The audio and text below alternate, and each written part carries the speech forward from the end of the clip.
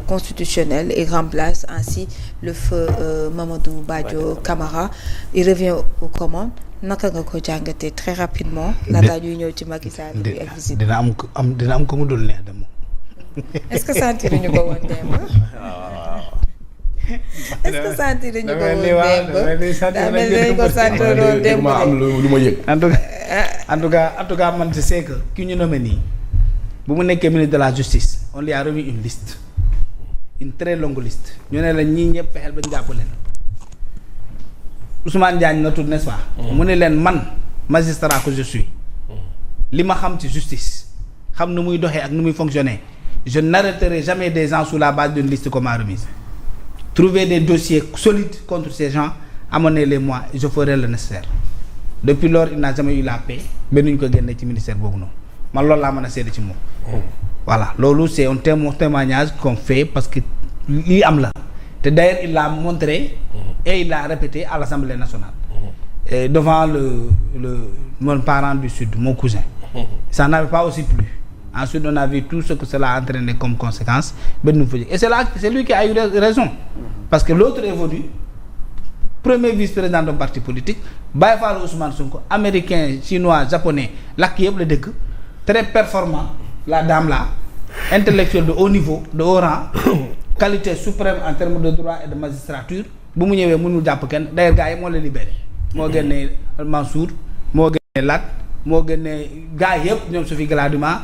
Képp ku ci jàppoon moo ko génne parce que finalement y avait pas de dossier ba mu des Farba ñu commencé tiit ne Farba kat bu génnee mbir yi day gën a ñaaw ñu tuumal ko mbirum téléphone portable yi am yeneen vidéo. Et c'était encore plus ridicule.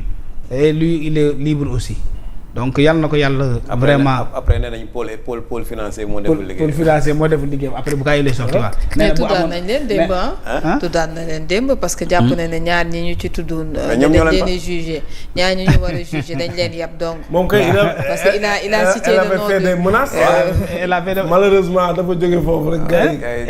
elle dit même bu fa gënoon a yàgg dina jàpp ñu bëri. C'est comme si la vocation c'était de faire arrêter les gens.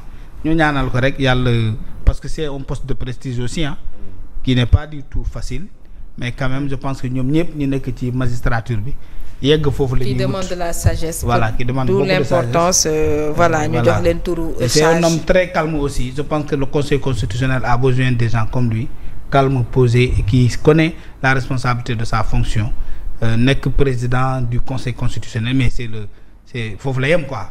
ci ñoom seen carrière defe naa. mooy poste bu gën a kawe. fii ci Sénégal en tout cas donc bu ko yàlla defalee à son âge aussi c'est une chance mais aussi c'est une responsabilité. Bien sûr. Il ne doit pas décevoir les gens qui refusent d'être aussi le président du Conseil constitutionnel du président de la République qu'il ne le soit pas pour le Premier ministre ni le ministre de la Justice qu'il le soit simplement par le Conseil constitutionnel parce que ñoom dañ leen ne amuñu beneen patron ku dul justice la loi donc na mbubboo lamboo cette responsabilité là qui l'attend parce que après tout aussi on jugera mooy li nga wax ni léegi le legs il faudra tout faire pour faire mieux que Kéba Mbaye parce que tout simplement dans quelques années on parlera de lui et on évaluera ce qu'il a eu à faire à la tête de ce conseil constitutionnel là yàlla buñ ko ci yàlla na ko ci yàlla musal yàlla na ko yàlla musal ci ay dañ la luubal dañ la jox ay milliards parce que am na fi avec Amadou Ba ak yooyu moom dañu lay ñaanal rek yàlla bañ ko en tout cas dugal ci coow lu mel noonu le courage nag mooy nekk conseil constitutionnel il faut être vraiment courageux parce que les politiques sont capables de tout mooy li ngay wax léegi ils sont capables de toutes les immondices mën nañu fekk ku baax ñu soppi la bukki soppi la gaynde soppi la leneen donc il faut résister et comprendre que son seul patron c'est la loi. C'est la loi. Alassane Baldé très rapidement. Ouais, mais c'est une consécration quand même à l'image du parcours de l'homme. Je pense que moi je l'avais dit ici biñ ko dàqee ma ne y a de quoi sa famille à être fière de seen papa pour certains leurs frères parce que quand même aujourd'hui boo koy classé da nga koy classé au-delà de ñoom juge Kéba Mbaye ñoom Maître Sèye ci classe boobu nga koy dugal et loolu li ko may mooy sa dignité d'abord. Je pense que loolu mooy d'abord nit soo xamee sa dignité xam li nga doon xam fi nga jógee rek doo neex ba max te surtout également li mu carrière bu mu def 40 ans de carrière et boo demee même au sein même de la justice dañ lay faral di wax ni c'est quelqu'un de très rigoureux ci li muy def. je pense que loolu rek la ñuy soxlaa doomu aadama surtout boo nekkee ci yenn posture yi parce que nit ñi loolu rek lañ lay soxlaa. et je pense que c'est pas pour rien que ñu jëlee ko ci li nga xam mooy ci poste bi également bi muy nekk ministre je pense que le gars yi newoon nañ ne ñaari blocage yooyu ñoo amoon parce que ñoo taxoon ñu mën a mat yeggali li nga xamante ni mooy li ñu bëggoon ci justice bi en terme de reddition en terme de voilà justice ci projet bi moo tax ñu jëlee ko fa ndoog mais gis nga yàlla toujours noonu la rek moo tax nit li am solo rek mooy na nga nekk ci dëgg te nga jéem ci loo mën li si des yàlla mooy àtte nit ñi dinañ nekk seen ay clameur dinañ nekk si ay sos ñu bàyyiwul ku dee waxatuma laa koy dund. je pense que juge Samba Sall doy nañu misaal. nit ñi ko présenté woon ak bi mu génne àdduna lu ñu génn gannaaw ba lu ñu jot a dégg li mu def ci ay mbaax ci ñoo xam ne ñoo ko doon xarab. je pense que ku mu yeewul moo tax ma ne sénégalais nañu wàññi nañu xool jëf yi ñu xool les gens sur les actes qu'ils posent ñu bàyyi gëm nit ñi ci ay wax. nit da nga koy dégg xam ko soog am seede ci moom mais tel ne rajax damm na.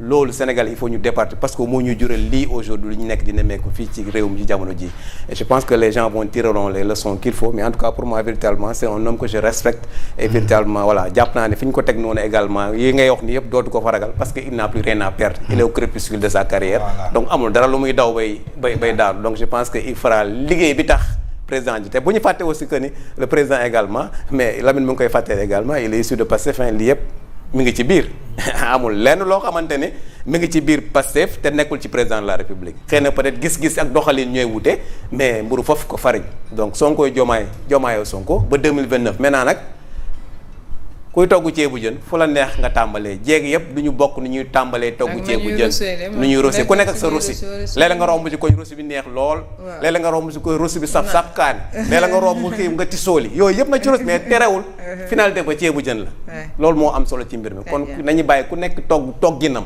bu ñu xas togginu kenn parce que après sénégalais ñooy ñam ndax neex na wala neexul loolu nag du seen ressort loolu la 2029 lay doon incha allah li am solo rek na sénégalais yi xam la part des choses xam ñi leen di wax dëgg xam ñuy sos xam ñuy fen xam ñuy nar xam ñuy meew xam ñuy mboxom xam ñuy mbuxum parce que dafa bëri ci réew mi jamono ji mais nañu ànd ak dal ànd ak sérénité et c'est un grand peuple et moi je considère que ni la amoon en 2024 c'est fini. Très bien Assane merci beaucoup très bien yow tam ci nomination bu Ousmane Diagne ak conseil constitutionnel après plusieurs mois yoo xamante ne amuñu woon ku fa nekk par intérim la ñàkkoon.